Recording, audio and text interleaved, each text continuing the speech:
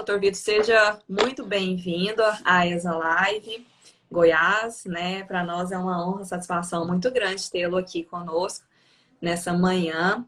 Eu que particularmente sou muito fã do seu trabalho, tenho o seu livro, já Obrigado. li. E o interessante é que quando eu tomei posse na ESA a primeira vez, no dia 13 de dezembro de 2017, e eu lembro que exatamente que no dia 18 de dezembro foi o lançamento do seu livro lá na ESA, com a palestra presidida pelo Dr. Marco César. E foi o primeiro evento institucional oficial que eu participei como diretora adjunta da ESA. Então, foi algo assim, Exato. por ser um tema, né, relacionado com a área de atuação, um tema que eu já estudo, que trabalhei na minha dissertação do mestrado, estação e sustentabilidade, e acompanhar o seu trabalho. Então, assim, para mim, particularmente, é uma honra, satisfação muito grande tê-lo aqui. Não sei se você sabia dessa circunstância, mas o primeiro evento oficial que participei como diretora da ESA foi no lançamento do seu livro, lá em dezembro Ah, de eu me lembro muito 2017. bem. Eu me lembro muito bem. Não sabia que foi que tinha sido o primeiro. Então, fico ainda mais Foi, feliz pois com é. esse fato. E aí obtivemos êxito, né, no pleito classista de 2018 e mantive os trabalhos na ESA, na gestão 2019 a 2021. Então, para mim, assim, pessoalmente, por isso que eu desisti, por isso que a gente tenta até dar certo, porque além do assunto ser muito pertinente para o momento, né, mas pessoalmente para mim também Claro. é uma honra, satisfação muito grande tê-lo conosco aqui na ESA Goiás nessa manhã. E já devido à tarde da hora, né? A gente vai extrapolar um pouquinho aí, vamos manter nossa programação, nós que já havíamos Claro, estabelecido claro. aqui um roteiro dentro da temática, né? Quero agradecer a presença da doutora Fernanda também, seja muito bem-vindos, colegas que estão entrando novamente, né? E passa a palavra que você faça a sua saudação inicial, e aí em sequência a gente já entra aqui no nosso roteiro pré-estabelecido dentro da temática, tá? Muito obrigada de Tá antemão. ótimo, doutor. E por não ter desistido também, porque eu não desisto fácil, não. Não, não. Olha, quem trabalha com licitação tem que acostumar a Paciência. viver com emoções, né? Então, assim, Verdade. a gente tem que aprender a ter resiliência e tentar adotar todos os caminhos possíveis. E aí surgiu essa luz, né? Então, Sim, felizmente deu certo. A gente vai sim. tirar isso como aprendizado também, porque como o doutor Rafael comentou, isso acontece muito comigo, estava até virando uma tradição também entre os professores, o pessoal sempre brinca, o vídeo demora 15 minutos para entrar na live. Mas é porque possivelmente era em razão disso. Agora eu não vou ter esse problema mais. Ou Não, com seja, certeza. O chefe salvou, porque ele já passou por esses perrengues também, e aí ele aprendeu e já repassou aqui a técnica. Depois vai ter que ter uma live essa só para explicar como sair dos perrengues de conexão. exato. Isso aí vai ser uma live muito produtiva, pode ter certeza. Não, Mas eu fica queria a Deus. agradecer, doutor Luciano, assim, realmente é sempre um grande prazer, né? Apesar de atualmente residir em Brasília, mas eu sou goiano da Gema. Tem a doutora Fernanda, lá da subseção da cidade de Goiás, lembrou muito bem, então eu tenho um carinho especial pelos queridos amigos e amigas da ESA, da OAB Goiás, o presidente Dr. Lúcio Flávio, com quem nutro uma amizade já de alguns anos, Dr. Rafael Lara também, um grande amigo, companheiro de futebol. Não sei se você está jogando mais, mas dava para jogar com ele, assim, tava melhorando. Dá para correr Mas, atrás, né? mas então é uma grande satisfação. Vejo aí várias pessoas que há muito tempo eu não tenho contato, até alguns alunos da época que eu dei aula na PUC, isso eu estou falando de 2009, Ontem. então nada, já são 11 anos, né? Então é uma grande satisfação estar aqui com vocês. Espero que tenha valido a pena para todos aí que insistiram, né, em nos Sim. prestigiar, que essa live vai valer a pena. Sim, não, bacana. E você mencionou a Fernanda. Hoje tem dose dupla de vilaboenses aqui no ESA Live, ESA Goiás. Logo mais às 14 horas, nós teremos, além do projeto do ESA Live, que estamos fazendo diariamente já há quase 2 meses, né? Desde o início aí da pandemia, das paralisações. E também a gente tem um projeto paralelo que é dos encontros ESAs. que 2 vezes na semana a gente faz com a ESA de uma outra seccional. E hoje o encontro ESA é com a ESA Rondônia, com o doutor Edson, e a doutora Fernanda Lourenço, lá da subseção de Goiás, que é coordenadora ESA Goiás, irá nos representar nessa live, logo mais às 14 horas, e o tema é Direito e Tecnologia. Eu acho que todo mundo tá aqui tem que assistir, né? Para aprender. Essa não pode dar errado. Essa live não pode dar errado, não. Não, não vai dar, não. Vai dar tudo certo. Então, já passo o convite para o pessoal, além dessa live agora pela manhã, também hoje às 14 horas, volta aqui novamente no nosso perfil da ESA Goiás, que nós teremos o encontro ESAs com a ESA Rondônia. Eu quero agradecer a todos os colegas que já estão aqui, pedir licença, nós temos o hábito de desativar os comentários, para além de ver melhor o convidado, para que a gente possa aqui também desenvolver os nossos assuntos dentro da temática, que já está aqui fixado, que é licitações e a Covid-19. E aí, faltando uns 10, 15 minutos para o encerramento, nós retornamos os comentários para sanar aí eventuais perguntas que alguém quiser nos enviar, tá? Nós estaremos aqui novamente à disposição. Quero agradecer a presença da doutora Cecília, a da subseção de Rio Verde, seja muito bem-vinda. E vou desativar aqui os comentários para a gente já partir aqui para a nossa programação. Então, o nosso tema, né, licitações e a Covid-19, acho que a gente tem muito o que falar, né, lá desde da legislação 13979 de 2020, 6 de fevereiro, que já trouxe alteração que diz respeito ao procedimento licitatório, as contratações públicas e as medidas provisórias advindas aí nos últimos 2 meses, inclusive semana passada, né, a 961, de ontem para hoje, a 966, relacionada com os agentes públicos. Hoje de manhã eu estava assim, não sei, agora tem uma MP9, não, essa MP9 de responsabilização, já estou até organizando aqui um próximo dentro dessa temática, porque também daria tema para uma outra live. Então, a gente vai concentrar aqui a nossa temática dentro mesmo de licitações. E o primeiro ponto, né, que nós havíamos organizado para discorrer um pouco era sobre essa legislação, né, a 13979 de 2020. E você já adentrar aí, nos explanar um pouco sobre as alterações no procedimento licitatório, advindo aí dessa legislação de 6 de fevereiro de 2020, tá? Com a palavra aí para dentro desse assunto. Tá ótimo, doutora. Só fazer 2 registros aqui que eu não poderia deixar passar. Agradecer a presença virtual do doutor Marcelo Terto, que é uma grande figura, que tem a minha admiração como profissional, como pessoa. Então, realmente é uma honra estar aqui, contar com a presença dele, e também para a doutora Angelina, aqui de Brasília também, que é uma grande autoridade aí no assunto também de contratações públicas. É sempre bom contar com a participação dela. Então, olha só, em matéria de contratações públicas nesse período de crise, né, de pandemia do coronavírus, realmente nós temos aí muitos aprendizados, né, nós temos muitos fatos novos aí que fizeram com que vários gestores públicos, advogados, empresas saíssem da sua zona de conforto. E aí eu acho que desde o princípio, né, então a gente já está falando aí em março, desde o princípio ficou muito evidente, né, que o marco legal, né, o marco jurídico sobre licitações e contratos administrativos, ele seria insuficiente para resolver a crise, né, nas circunstâncias que ela se apresentava. E, na verdade, né, a gente ainda não tem uma delimitação muito clara, né, do alcance e da intensidade dessa crise, porque a gente ainda está vivendo a crise.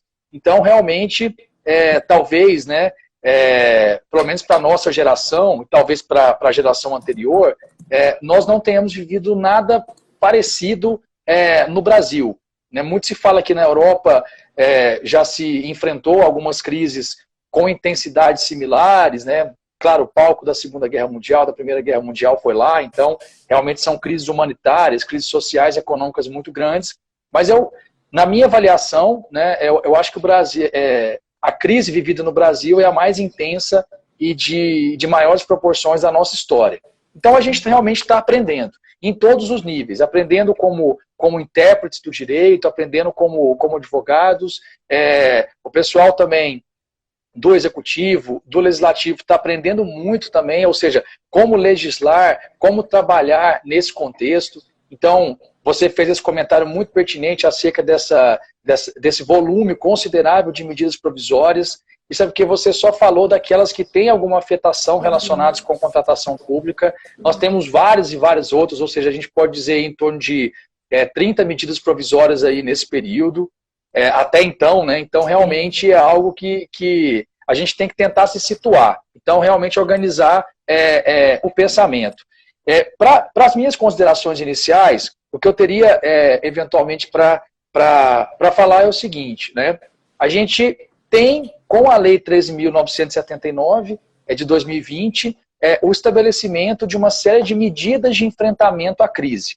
Então é importante lembrar que a 13.979 não é uma lei apenas para contratações públicas. Ela também fala sobre contratações públicas, mas ela estabelece todo o marco legal relacionado à atuação dos poderes, à atuação administrativa, em relação à crise do coronavírus. Claro que nós tivemos recentemente a chamada a PEC do orçamento de guerra, que é a emenda constitucional número 106, que a rigor ela é voltada para o orçamento da União, mas existe aí algumas afetações, algumas implicações diretas e indiretas para estados e municípios e, consequentemente, envolvendo também contratações. Mas esse eu acho que é um assunto acessório da nossa conversa de hoje.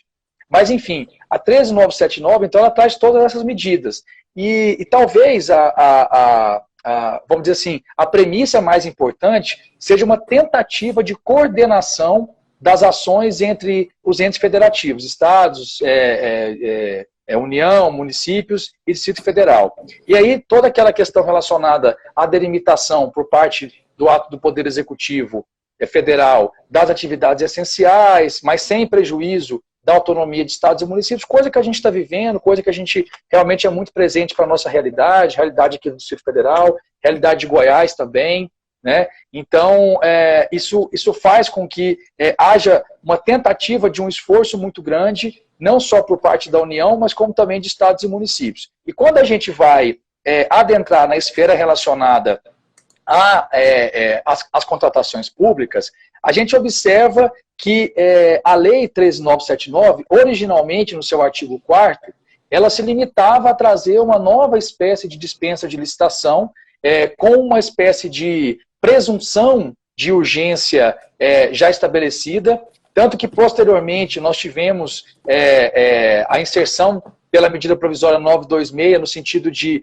estabelecer que presume-se a situação de urgência, presume-se a situação de calamidade, no sentido de afastar até mesmo a necessidade do gestor ficar se justificando por que está fazendo aquela dispensa do artigo 4º. Mas, enfim, originalmente a 13.979, e aí eu digo a lei, porque ela passou pelo Poder Legislativo, foi aprovada pelo Congresso, sancionada e promulgada pelo Presidente da República. Então, houve um consenso entre os poderes em relação a esse marco legal, essa afetação sobre contratações públicas. Por que é importante falar isso? Porque a 13.979, posteriormente, principalmente pelas medidas provisórias 926 e 951, ela foi sendo alterada. Mas veja, essa alteração, por se dar através de medida provisória, ela então tem como protagonismo unilateral o Poder Executivo Federal.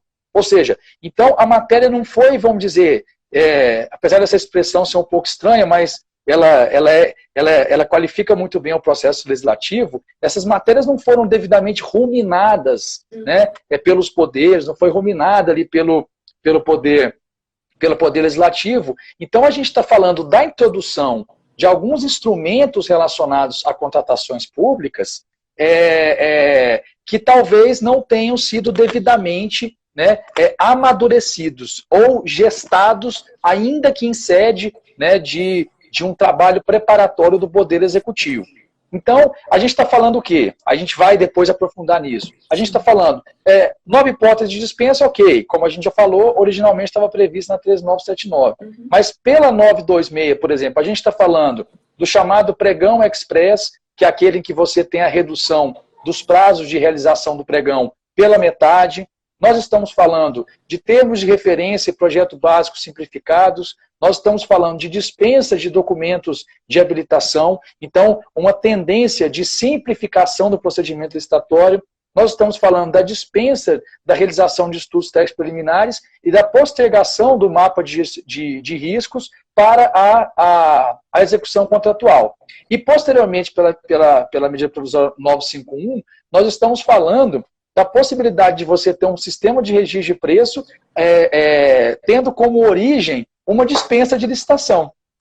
Então, veja, apesar de serem matérias que têm já uma certa discussão, inclusive já estão incorporadas no texto do substitutivo aprovado pela Câmara dos Deputados em relação ao PL 1292, que é o chamado PL da nova lei de licitações, mas isso ainda não passou por um amadurecimento, principalmente por parte de estados e municípios.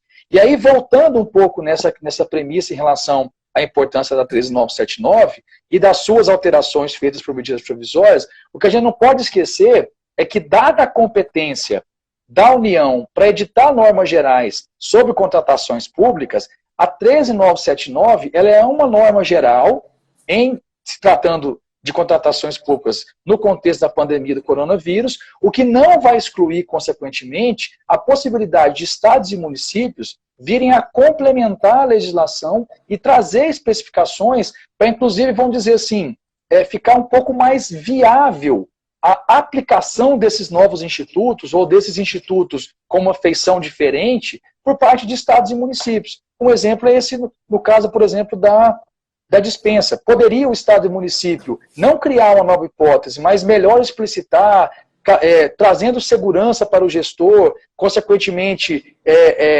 possibilitando um trabalho mais seguro por parte do assessor, por parte do advogado, por parte do procurador do Estado, por parte do procurador do município? Sim, poderia. Então, na verdade, a gente verifica que esse comportamento de estados e municípios, de serem muito lenientes com essa legislação federal, que a pretexto de ser norma geral, acaba invadindo a esfera de competência de estados e municípios, realmente a gente percebe que, nesse contexto, talvez a situação pudesse ser um pouco mais administrável se estados e municípios, de fato, desenvolvessem a sua autonomia normativa no sentido de complementar as normas sobre legislações de contratos. Então, assim, acho que são essas as minhas considerações iniciais, porque eu acho que o foco que a gente tem que dar, principalmente para a advocacia goiana, e a gente está falando de um estado que ainda é muito carente em matéria de procuradorias municipais, então se destaca muito a figura do assessor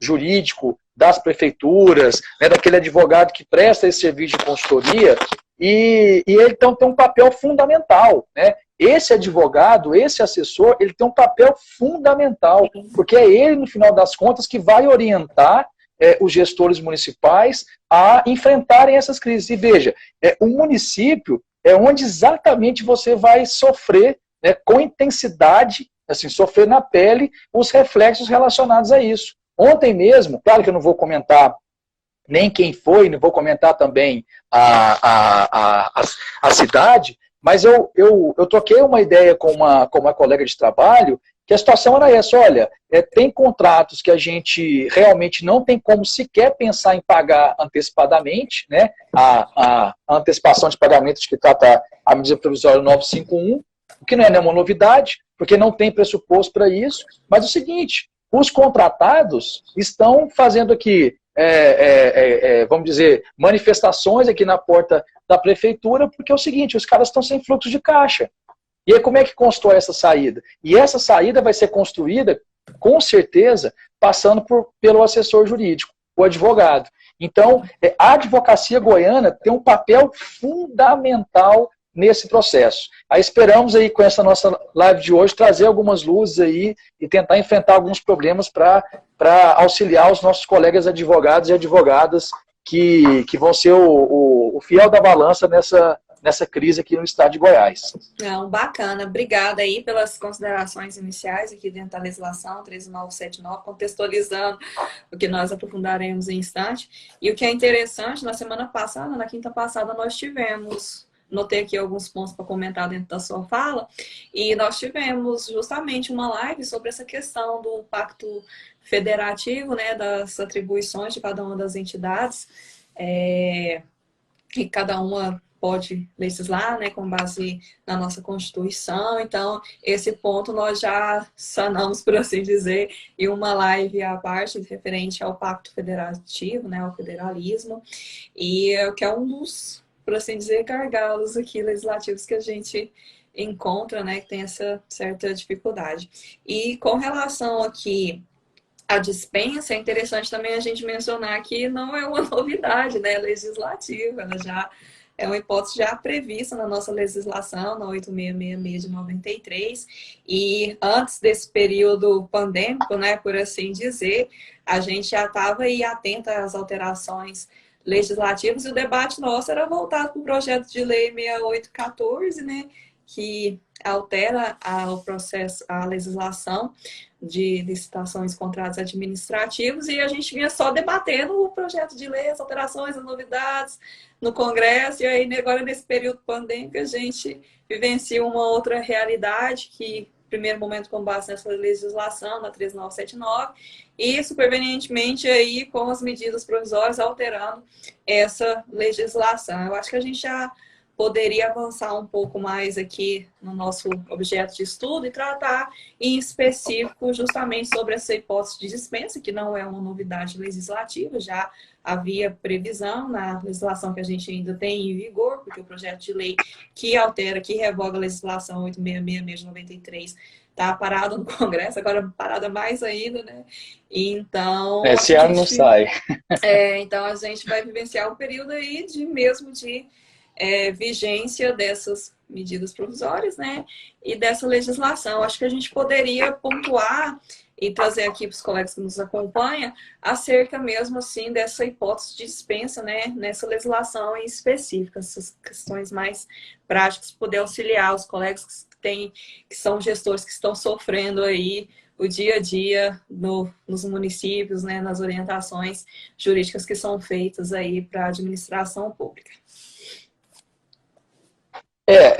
Essa questão da dispensa, como muito bem colocado por você, assim, ela não é nenhuma novidade. A gente fala que nós temos aquele rol, né, taxativo do artigo 24 da Lei 8666, mas a gente tem, na verdade, uma série de hipóteses de dispensa previstas em lei da União, espalhadas por diversas normas, né? E essa não seria diferente.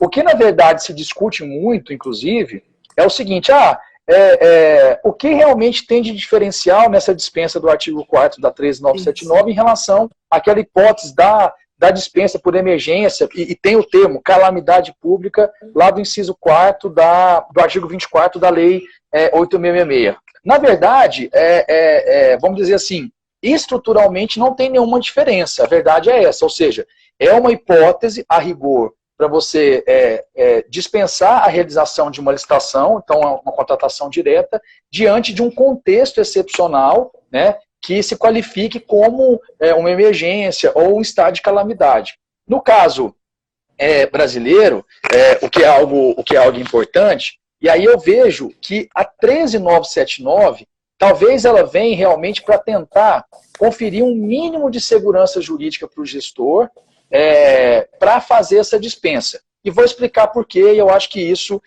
realmente é o que interessa na instrução desses processos e na defesa desses gestores que têm que fazer esse tipo de dispensa. Por quê? Se eu for fazer aquela dispensa lá do inciso 4º do artigo 24 da Lei 8666, eu vou ter que qualificar a questão da calamidade pública, do estado de emergência, então eu vou ter um ônus argumentativo maior para poder melhor enquadrar naquela situação. E a gente sabe, até partindo do pressuposto da jurisprudência dos tribunais de contas, em especial do TCU, que muitas vezes é orientativo em relação a tribunais de contas aqui do TCE, do TCM, a gente observa que há um rigor muito grande, porque essa hipótese de dispensa é sempre vista com muita desconfiança em relação aos órgãos de controle. Então, o artigo 4º da 13979 tenta, de certa maneira, ao criar uma hipótese ainda mais específica e contextualizada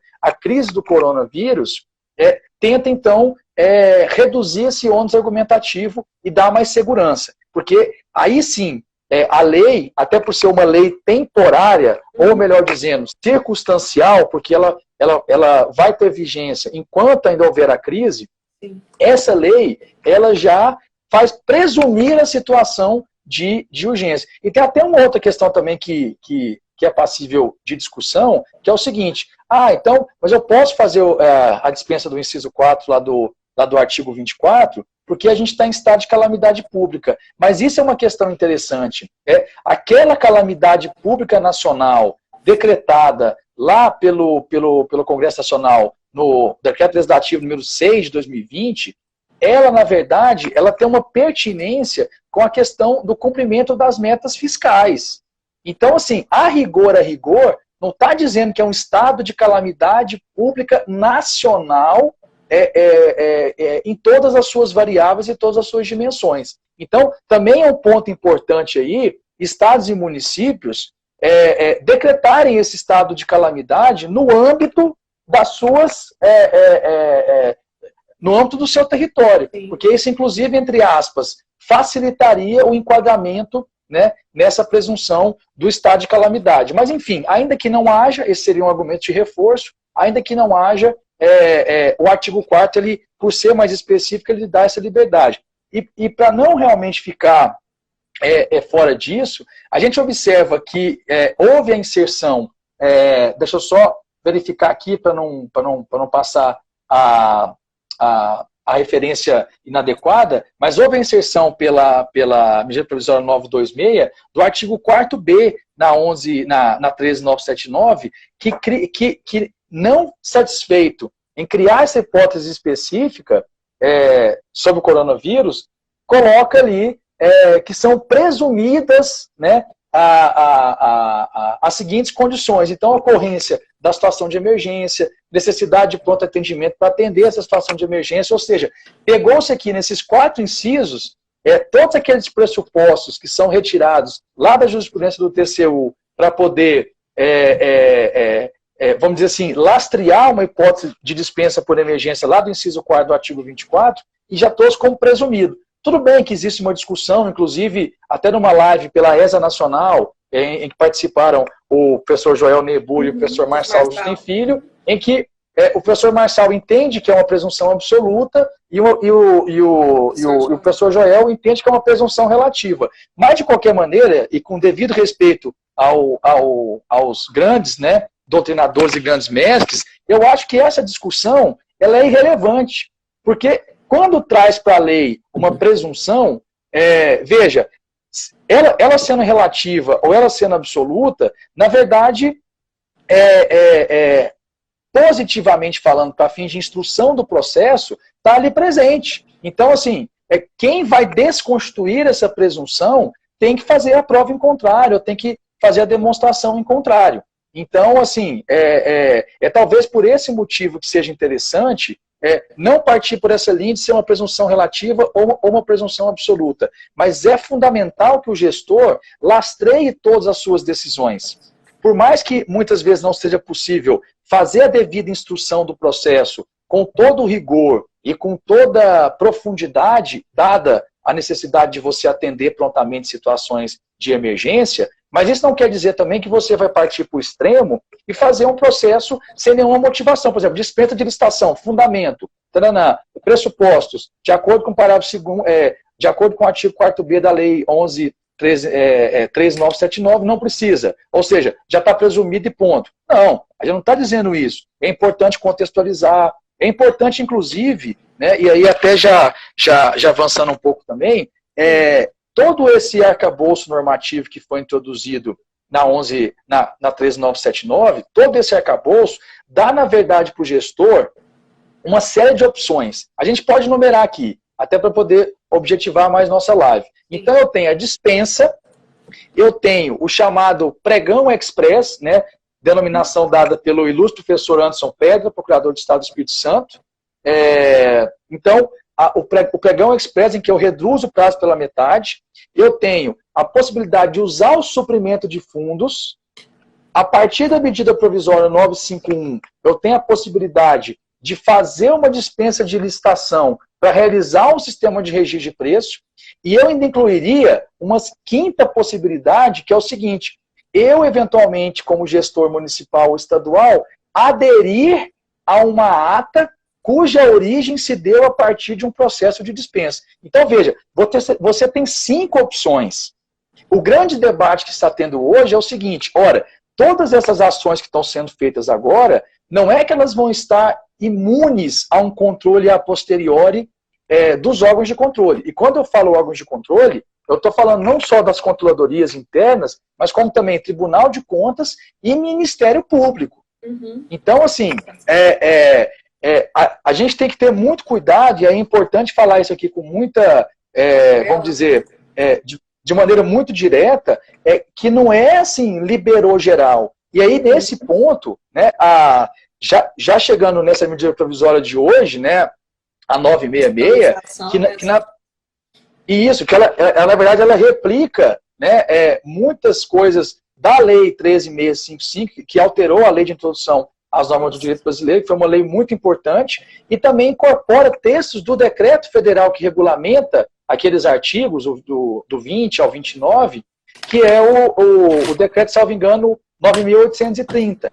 Mas veja, independentemente disso, eu acho que a mensagem que a gente tem que passar aqui é que não é um liberou geral. Ou seja, você vai ter que justificar, ainda que de uma maneira muito simplificada, mas você vai ter que justificar por que você fez a dispensa. Será que não cabia o pregão express? Será que o suprimento de fundos, pelo aumento expressivo que teve no seu limite, será que ele realmente era a melhor alternativa? Porque a verdade é o seguinte: ainda que essa dispensa do artigo 4º seja, vamos dizer assim, mais palatável para o gestor, no sentido de instruir o processo, já que tem menos ônus argumentativo, mas muitas vezes a instrução dessa dispensa pode demorar mais tempo do que fazer um pregão express. Uhum. E aí eu já trago um outro exemplo. E isso em conversa com gestores municipais e estaduais. Às vezes, quando você vai fazer uma dispensa, você tem muita dificuldade em saber do mercado quem é que pode atender aquele tipo de objeto. Que, inclusive, a gente vai estar falando de alguns objetos que são até inéditos por parte de estados e municípios. Sim. E aí, veja, se eu vou fazer a dispensa, até eu achar alguém que pode vir a atender aquele objeto, eu vou perder um tempo. Às vezes, se eu fizer um pregão express, de preferência eletrônico, porque eu não quero entrar naquela discussão do presencial eletrônico, mas de preferência eletrônico, porque ele na rede, ele amplia para o Brasil inteiro. E aí, veja, eu vou ter um procedimento em que eu não vou precisar ir atrás de quem atende vai vir atrás de mim, e, inclusive, eu já vou ter balizas de preço e também, como gestor, me resguardar, eventualmente, de ter adotado um caminho onde não teve competitividade.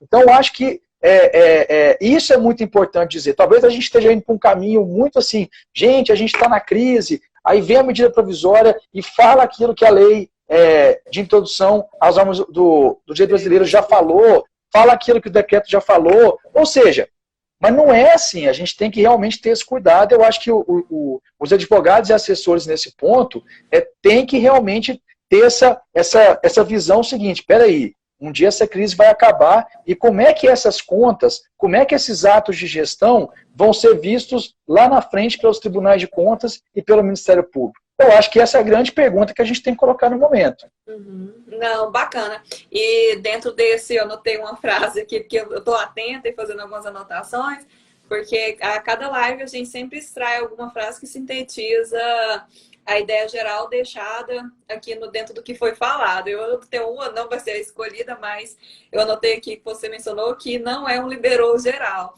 E dentro desse não é um liberou geral, a gente tem que lembrar que nós temos também que ter respeito aos princípios constitucionais elencados lá no artigo 37 da nossa Constituição, né?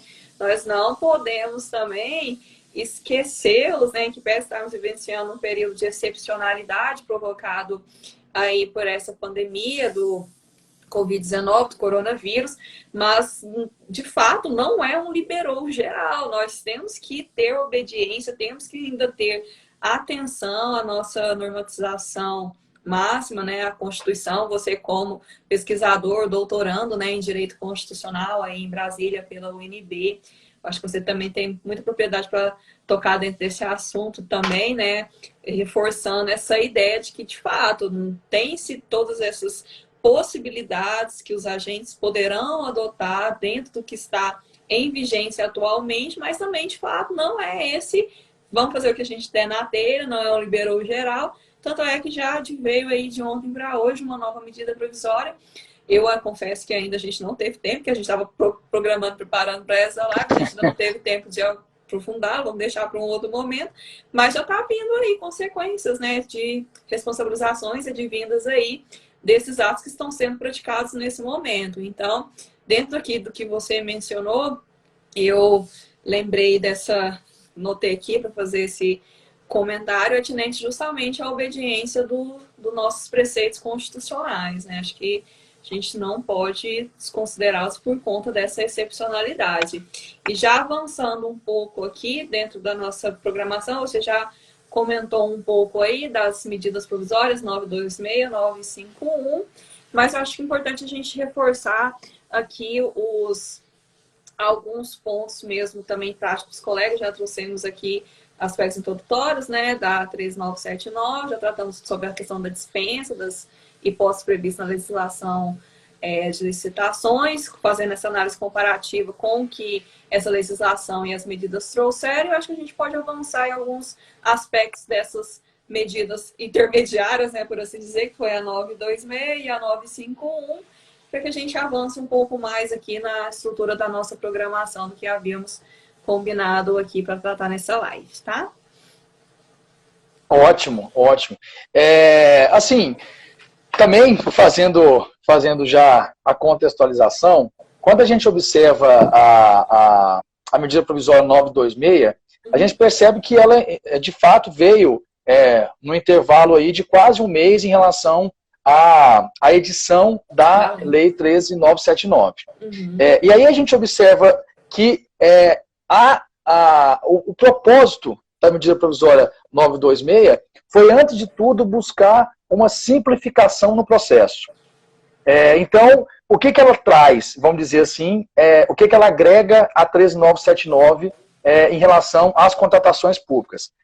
Primeiro, que ela discrimina melhor, né, as etapas instrutórias e também uma tentativa de reduzir o ônus argumentativo na instrução das dispensas de licitações do artigo 4º dessa mesma lei 13.979. Então, ela vem trazendo ali alguns dispositivos, presumindo, né, essa situação de urgência, essa demanda e tudo mais. Agora, em relação aos processos de contratação como um todo, ela traz alguns dispositivos em que esse propósito de simplificação fica muito claro. Então, basicamente é o seguinte, olha, a gente vinha numa linha, né, anteriormente, já iniciada pela Instituição Normativa número 5 de 2017, do então Ministério do Planejamento, no sentido de um melhor planejamento do processo de contratação, então com a necessidade de estudos técnicos preliminares, com o termo de referência. Então, de fato, houve uma certa, vamos dizer assim,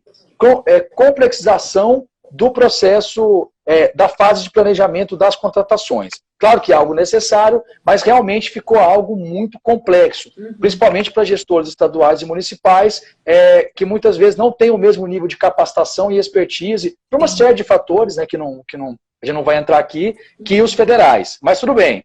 E aí vem essa dificuldade. Por isso que muita gente, nossa, eu não consigo fazer um termo de referência, e aí copiava, pegava o estudo técnico preliminar e colocava tudo no termo de referência, não sabia fazer um estudo técnico preliminar, então isso realmente onerava muito a instrução do processo. Sim. Como a medida provisória 926, ela altera dizendo o seguinte, olha, primeira coisa, não precisa fazer estudo técnico preliminar. Então, isso é um afastamento contextual da obrigação de fazer o estudo técnico preliminar. Se é que ela existe, esteja em lei ou esteja em decreto, como é o caso, por exemplo, do decreto 10.024, que regulamenta o pregão eletrônico federal, está afastado, não precisa. Outra coisa, TR e projeto básico simplificado. A medida provisória não fala o que seria simplificado, mas, na verdade, se a gente for compreender, é aquele documento que tem que ter as informações básicas e essenciais da contratação. Então, tudo aquilo, desculpa aqui a expressão, que era para encher linguiça, está fora. Fica só a estrutura, só o essencial. Ou seja, que era o ideal, né? Mas tudo bem. Dos gestores, facilitou.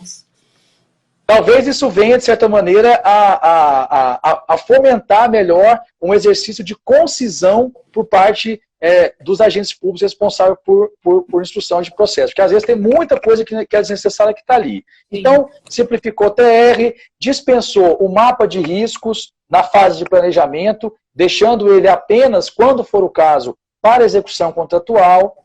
E também algo que foi muito discutido e que até me impressionou um pouco a intensidade dessa discussão, que é a simplificação na exigência de documentos. Então, na verdade, é o seguinte, dispensando, inclusive, de exigir documento de qualificação técnica, econômico-financeira, em razão da emenda constitucional número 106, essa que eu comentei, a PEC do Orçamento de Guerra, também dispensando, inclusive, a certidão relacionada aos débitos previdenciários, que tinha previsão na Constituição de proibir de contratar com empresa que tivesse em débito com a Previdência, artigo 195, parágrafo 3º da Constituição. Então, assim, simplificou. Então, praticamente, você vai observar o seguinte, olha, se eu for fazer um processo de contratação, seja ele direta, seja ele via licitação, eu, na verdade, não vou exigir quase nada. Ah, mas eu não vou exigir quase nada porque a lei está dispensando. Mas se a gente for verificar, na verdade, né, a própria Constituição Federal, quando ela fala da licitação, né, lá no artigo 37, ela fala o seguinte, que estabelecidas as condições que sejam necessárias para a execução do objeto. Então, esse comando de proporcionalidade em relação ao que eu vou exigir, existe desde a Constituição. Então, na verdade, o que a lei trouxe, né, e aí tem, vamos dizer assim, um elemento simbólico importante, é dizer o seguinte, pessoal, só exija aquilo que for estritamente necessário. Mas quando a gente vai para estado e município, e também federal, a gente vê o pessoal exigindo atestado de capacidade técnica, índices contábeis, balanço econômico, balanço contábil para fornecimento imediato. Ou seja, então assim, o pessoal talvez com aquele receio de ficar faltando alguma coisa, pede tudo, pede até a certidão de nascimento da tia-avó do cara. Então, assim, a lei só veio falar o seguinte, ó, lembre-se que você tem que exigir aquilo que for razoável, aquilo que for compatível com o seu objeto que você vai estar licitando. Então, a rigor, essas medidas de simplificação, na verdade, elas não são uma novidade em si. Elas não são uma novidade em si. Elas tem esse efeito simbólico de conferir uma certa segurança na postura do gestor, que realmente vive com medo de falar, olha, então vou fazer um TR mais simples, eu não vou fazer estudo técnico preliminar, e também posso ter, né, um edital exigindo quase nada ou muito pouco. Né?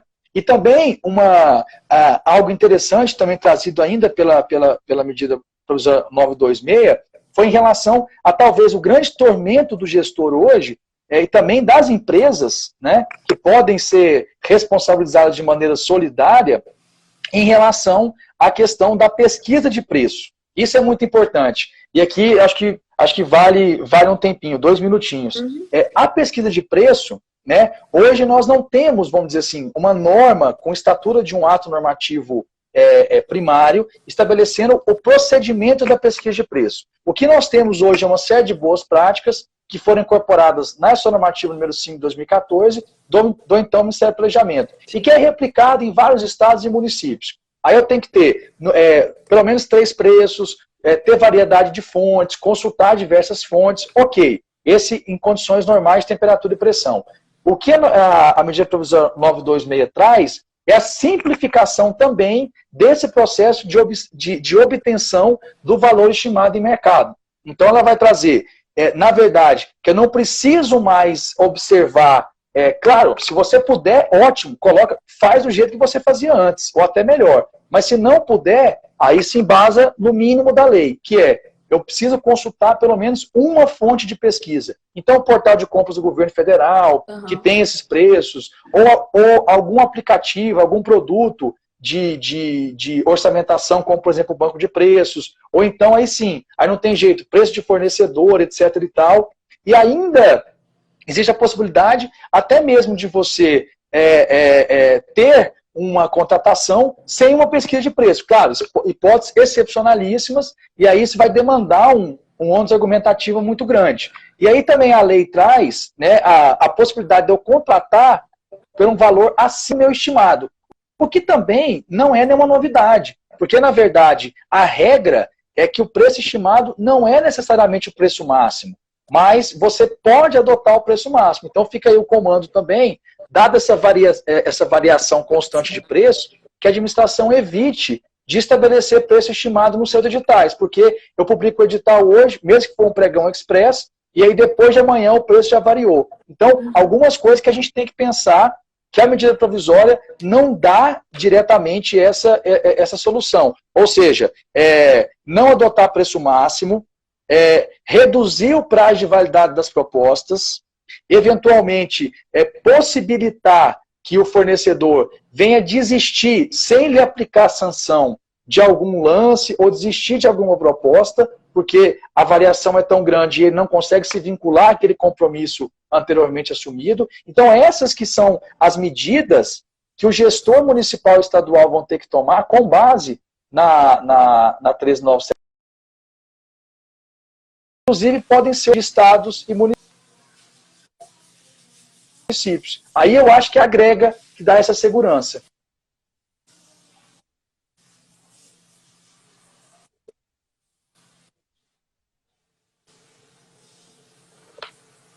Acho que deu uma travadinha aqui, né? Só. Foi. Ah, voltou. Beleza. Eu acho que a gente já tem um pouco mais de 15 minutos. Acho que a gente já pode avançar aqui para as novidades advindas aí da última medida provisória, da última medida provisória da semana passada, né? A NP 961, que alterou aí as regras de licitações e contratos e a aplicação do regime diferenciado de contratação pública e o estado de calamidade pública. Eu acho que a gente já pode avançar para o nosso último ponto aqui projetado. A gente havia também mencionado aqui, tratar um pouco sobre o pregão, que eu acredito que é a modalidade que os gestores têm mais utilizado nesse período, né, pandêmico, e abordar um pouco mais, mas aí a gente deixa para também uma outra oportunidade. Acho que é interessante a gente trazer para os colegas aqui que nos acompanha acerca dessa alteração provocada aí pela medida provisória 961, para que a gente possa reativar os comentários e ver se algum colega tem alguma dúvida para ser sanada aqui nesse momento, tá? Ótimo, doutora. Inclusive, essa medida provisória 921, ela dá um pano para a manga interessantíssimo. Eu acho que vai ser, inclusive, objeto aí de algumas perguntas. Só um comentário de 30 segundos sobre a questão do pregão, né? O pregão, esse mencionado na 13979, a estrutura procedimental dele é a mesma da 10520 e dos regulamentos de regência.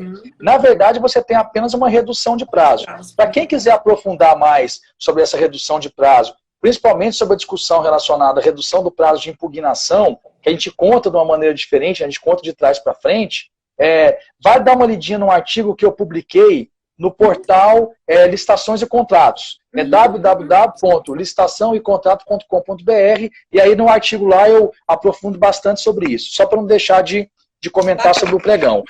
Mas vamos para a medida provisória 921, né? 961.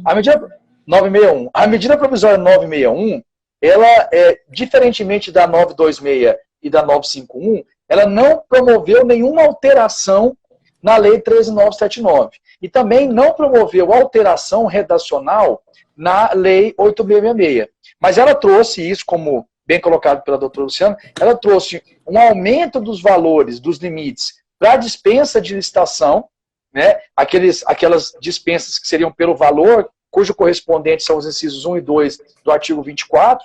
Então, para obras e serviços de engenharia, passou para R$100 mil, e para compras e demais serviços passou para 50 mil. Ou seja, é um aumento muito grande, mesmo se a gente considerar a atualização que foi feita nos valores através daquele decreto no final de 2018. E também amplia as possibilidades de uso do RDC. Então, praticamente, fica aí uma possibilidade, muitas vezes, a prefeitura, o Estado, precisava fazer uma concorrência, por exemplo, porque era uma obra, aí não dá para fazer para o pregão, Mas aí é presencial. Poxa, como é que eu faço uma licitação presencial nesse momento, né? O meu município não tem nada, não tem nenhum caso de coronavírus confirmado, nem nada. Aí eu vou trazer esse pessoal para cá, para muitas vezes colocar em risco a vida dos servidores, a vida da população. E aí, talvez nesse ponto seja uma medida interessante você passar a adotar o RDC, porque o RDC pode ser eletrônico. Uhum. E aí, inclusive, o sistema Compras.net está adaptado para ter o RDC eletrônico, então é uma alternativa. Mas também não pode ser, dentro daquela visão de cautela, como você bem destacou, também não pode ser um libera geral para eu, por exemplo, partir para aquela contratação integrada ou semi-integrada. Por quê? Porque eu não fiz o planejamento de nada, aí eu vou deixar tudo para o mercado. Aí é extremamente arriscado você ter um município que nunca fez um RDC, fazer agora nessas condições. Então, assim, muita cautela é importante. Mas vamos ficar só num comentário que eu queria fazer sobre a questão das dispensas da medida provisória 961. Ora, aumentou o valor, bacana. Ali a gente tem uma dificuldade interpretativa inicial, que é o seguinte: essas contratações via dispensa daqueles valores da medida provisória 961, elas têm que estar atreladas direta ou indiretamente, mas via reflexa, atreladas ao enfrentamento da crise do coronavírus, ou não? Porque pela redação, acho que salvo engano do artigo 2º, tem a intenção, e nisso o governo já se manifestou expressamente nesses termos, pela Secretaria de Gestão do Ministério da Economia, de que não, a intenção é, para todos os objetos, estejam ou não relacionados com o coronavírus, até o fim do estado de calamidade decretado lá pelo Congresso, através do Decreto Legislativo número 6 de 2020, ou seja, até dia 31 de dezembro. Para resumir, para o governo, e aí seria a intenção do legislador nesse ponto, é o seguinte, ó, libera geral nesse ponto, faz dispensa 50 mil para bem e demais serviços e 100 mil para obra e serviço de engenharia, seja qual for. Ah, preciso comprar máscara. Beleza, faz dispensa. Ah, preciso comprar lagosta, porque como, né, o pessoal está mais em casa agora, tem que comer melhor. Teoricamente, também vai entrar. Teoricamente também vai entrar. E eu nem precisaria justificar uma relação direta ou indireta com a questão do coronavírus, que é diferente da dispensa lá da 13979, em que eu tenho que fazer essa correlação. Olha, eu estou comprando máscara, respirador para enfrentar. Ou então eu estou comprando um software para ensino EAD, porque a minha rede de educação, eu transferi tudo para o virtual. Sim. Bacana, você fez a relação. Agora, aqui na medida provisória, pela intenção do governo, você pode comprar de tudo, pode contratar de tudo, desde que seja naquele valor. Então, Luciana, o meu comentário, e aí como você bem destacou, é a visão de um constitucionalista, né, que originalmente eu sou um constitucionalista. Sim. Não pode esquecer nossas origens, né? Não pode esquecer nossas origens. Mas aí é um ponto muito importante, que é isso que você falou, você foi muito preciso no seu comentário. Ou seja, acima de tudo está a Constituição. Você falou muito bem isso, né? Eu anotei aqui, não podemos esquecer dos princípios constitucionais. Na verdade, aqui, a gente não pode esquecer o seguinte, que a medida provisória ela tem limites. Né? Então, parece que a gente está se acostumando, é aquela situação, nossa, veio a medida provisória, ok, aí faz uma análise meramente descritiva, mas partindo do pressuposto que aquilo ali pode, mas peraí, né? Medida provisória, artigo 62 da Constituição, você tem pressupostos objetivos, relevância e urgência. Agora, qual que é a minha visão? Respeitando completamente os colegas, o pessoal das sedes, que eu gosto muito, a gente está sempre em contato, mas a minha visão, a gente precisa fazer uma interpretação conforme a Constituição em relação à medida provisória 961. Pouca gente falou sobre isso.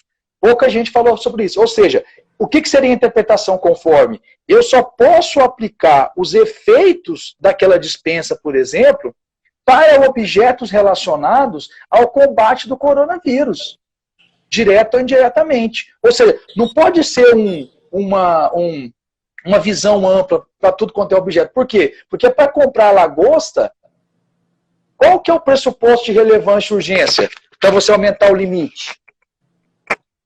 Não tem pressuposto de relevante urgência. Tem contextualizada uma contratação via dispensa de 50 mil reais para atender uma situação de crise que é urgente. Então, não que a medida provisória 961, para concluir meu raciocínio, seja inconstitucional. Na verdade, não. Na verdade, por uma premissa, a gente parte da presunção de constitucionalidade dos atos normativos editados, mas temos que fazer uma filtragem constitucional, ou seja, uma interpretação à luz da Constituição. Se você tem duas interpretações possíveis, ou seja, a interpretação de que aquela dispensa é só para os objetos relacionados ao coronavírus direto ou indiretamente, ou é para tudo. Veja, se for relacionado, tudo bem. Se for para tudo, aí eu acho que é inconstitucional. Não, bacana, porque o Instagram já... Eu tinha computado 11h29, mas nós só temos 30 segundos e vai dar mesmo só para poder agradecer. Infelizmente, a gente não vai conseguir ativar os comentários. Temos 20 segundos. Eu só agradeço ao professor Vitor Amorim, a todos que estiveram aqui conosco. E pode dar tchau, só dar tchau, tem só 10 segundos. Gente, obrigado, muito obrigada, viu? As ordens. Pela paciência, viu, doutor Vitor? Até as próximas. Tchau, tchau. Foi um prazer. Até mais. Obrigado.